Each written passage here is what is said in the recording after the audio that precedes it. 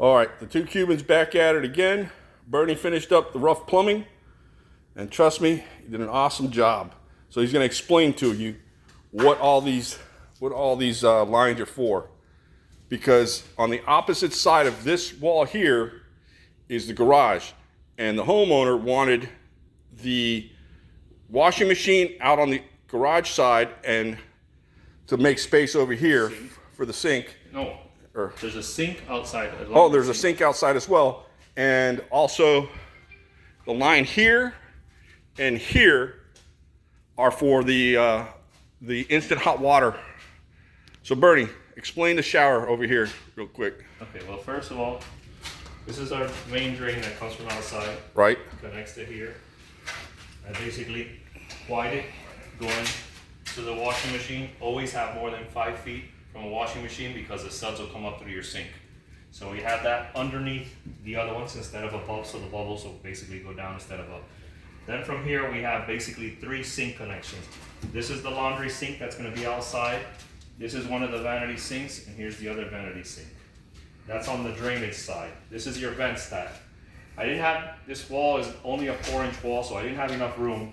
So I basically, if you look behind the pipe here, I cut this piece of pipe here, I heated it, and I smashed it so I wouldn't have so you make the space up. I wouldn't have any of the pipes touching each other. So if you look along the side right here, you'll see that it's not round. It's basically smashed, and that keeps it from joining one to the other. And we can do that because it's just a vent. It's a vent line, exactly. But I didn't want to basically make any turns in it in case I want to run a snake down. You can run the snake down into it to clear it out if you wanted to. So that's what we have on drainage. This is your vent stack. These are your drainage. This is the drain for the washing machine. So we have all that here. This is your toilet. This is also tied in to the drain to the shower, which basically goes into the main also. We had showed this in a prior video, how that all works. Yes. So as in the water line here, your water line main is this line on the outside towards the front is your cold water coming from the well. I always use a manifold so it distributes the water evenly. I don't know if you ever had your house where you're taking a bath and the washing machine comes on, and the water level goes down, the pressure. That's because they basically kept tying out from one line to another line to another line. Once you do what we have here, this is what they do on a house. They run all these lines in little pieces, and then from this line they would basically run another line, and that's what happens is when at the end you're pulling all this water out, and then the washing machine takes the massive, because it opens up, it has a bigger orifice for the water line to run out. It's like a hose. Right. Where everything else has an orifice the size of a screw. Not the screw head, the screw itself, it's only like 1/8 of an inch. So you won't lose your water pressure. So basically, we're putting a small water heater just for the shower in this room. And then we're using another larger instant water heater for the rest of the house. So like that, they basically won't lose their water pressure when they're taking a shower in the master. And then if guests are here, that's why it's the guest room, so be it. If they have great water pressure, they do. If not, like I said, it's not a shower that you use every day. So we basically come out of here. This is the cold manifold. The 2 thicker lines are the inlets to your water heater. You always try to go 3/4 as far as you can to the water heater. That's why they're both 3/4. Coming back, since this is the water line that's going to the whole house, it's 3/4 all the way. So it basically meets the 3/4 that runs throughout the house originally. This is how it used to be, because the water heater used to be outside here. Outside in the garage. Tank water heater. Yes. An 80-gallon tank water heater.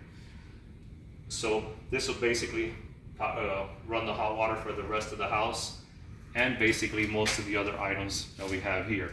Now, when it came to this bathroom, the 3/4, I don't have a 3/4 coming into it because it's only supplying basically this shower that comes from here, right up to here, right to here. That's why it's going to be a smaller water heater for efficiency. Right. So that's why this only has a 1/2 inch, because it's only a run for one bathroom from the exit of the water heater, which is a 1/2 inch. To the actual shower. And can you explain what that is on the ceiling right there, that pipe? This one here, This is the shower setup. This is the shower head for the rain shower head on the top. Then you have basically your regular shower head that you have here, and this is going to be for your handheld. This is a 3-way valve. There you go. So that's what we have in the plumbing in this bathroom. It should be very nice at the end. When you see the final product, you'll be surprised. And then the boards down here It's for a bench. is for a bench that we're It's gonna, bolted to the sides, as you can see, so it'll hold for up, support. it'll hold up the weight. And then we double plied the board so it won't warp or give way later.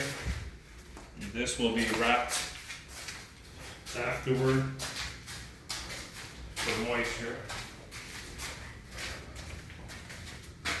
And that sits right in This there. is basically what sits right into these So what you made is, tools right here. you made some rabbits here. You made some rabbits here, here, and here, which corresponds to these boards And here. we'll fasten those with a couple of screws. And this should hold up quite a Just, few 100 pounds. I would say it probably holds about 800 pounds at the end of the day. And that's basically your bench right there. there you go. She wanted a bench, and we put the drain out of the way, so it's going to be basically at your feet instead of the center where you always step on it and then the water doesn't go down because you're standing in the middle under your shower head. All right. So we're gonna get started on electric and drywall now. We'll be supplying the power for the InstaHot and the outlets for the sinks, which there's no outlets yet here. We will put the GFIs in now. All right. So I'm gonna sign off, and hopefully when we get back on, you'll see that.